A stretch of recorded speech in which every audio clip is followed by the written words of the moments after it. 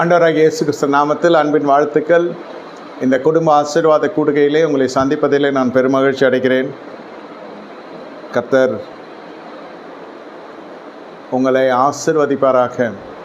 இந்த நாளிலும் குடும்பத்திற்கு தேவையான சில காரியங்கள் நீங்கள் ஆவிக்குரிய ரீதியில் அறிந்தால் மட்டும்தான் குடும்பத்திற்கு ஆசீர்வாதமாக உங்கள் வாழ்க்கையின் ஜீவியத்திலே ஒரு உற்சாகமாய் நீங்களும் நானும் வாழ முடியும். இல்லாவிட்டால் வாழ்க்கையிலே சோர்வு, களைப்பு, வாழ்க்கையின் ஓட்டத்தை முடித்து கொள்ள நினைக்கிறது, தொடர்ச்சியான தோல்வி, பற்றாக்குறை, சுகவீனம், இதெல்லாம் ஒவ்வொன்றுக்கும் ஒரு அலைச்சல் இருக்கும்.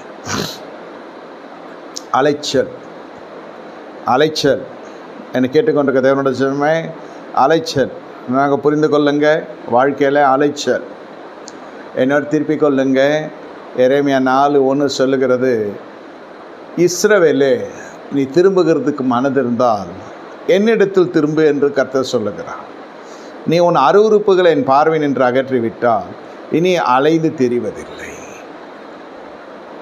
பாருங்கள், ஒவ்வொரு வாக்கு தத்தத்திற்கும் தீர்க்க தரிசன வார்த்தைக்கும் ஒரு கட்டளை, ஒரு நிபந்தனை காணப்பட்டு கொண்டு இருக்கிறது. ஆசீர்வாதம் அப்படியே எளிமையாய் வந்து விடுகிறதல்ல. அப்படியே வந்தாலும் துரிதமாய் பெறுகிற ஆசீர்வாதம் நிலைத்திருக்கிறது இல்லை. உடனே அது எழுந்து போய்விடுவாங்க ஜனங்க. அதற்கென்று ஒரு பிரயாசம் இருக்கிற பட்சத்தில் அந்த ஆசீர்வாதம் கம்பீரமத்தை ஒன்று வாழ்க்கையில் கூட்டி கொடுக்கும்.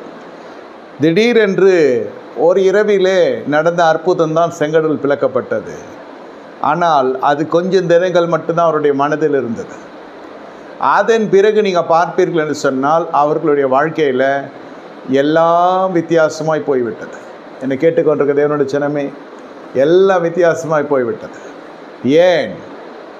ஏன் அப்படி நடக்கிறது? என்னை கேட்டுக்கொண்டிருக்க தேவனுடைய ஜனமே, இந்த இரவு வேளையில் கர்த்தரை பார்த்து சொல்லுகிற ஒரு காரியம், துரிதமாய் வருகிற ஆசீர்வாதம். ஆனால் பல ஆண்டுகள் ஒரு சிறையிருப்பில் இருந்தாங்க. ஆனால் ஆசீர்வாதம் பார்ப்பீர்கள் என்றால் பஸ்கா எடுத்த உடனே அவர்களது செங்கடல் திறக்கப்பட்டது. செங்கடலை கடந்து போய் வனாந்தரத்தில் போனதும் அவர்களும் மாறிவிட்டார்கள், சூழ்நிலையும் மாறிவிட்டது. தேவன் அதிகமாக மகிமையை காண்பித்தார். ஆனால் அவர்கள் அதெல்லாம் ஏற்றுக்கொள்ள முடியவில்லை. சில அறிவுறுப்புகள் ரட்சிக்கப்பட்ட பிறகு நம்முடைய வாழ்க்கையிலே வரும். அதையெல்லாம் துண்டிக்கிற இடம்தான் பலிபீடம், தேவசபை. தேவசபை என்பது உங்களை பரிசுத்தமாக்கி அனுப்புகிற ஒரு இடம். தேவனை தொழுது கொள்ளுகிற இடம் மட்டுமல்ல, நம்முடைய ஜீவங்களை அது பரிசுத்தப்படுத்த வேண்டும். வார்த்தை அனுப்பி அழிக்க விலைக்கு கர்த்தர் குணமாக்குறார் என்று வேதத்தில் வாசிக்கிறோம். என்னை கேட்டுக்கொண்டிருக்க தேவனுடைய ஜனமே,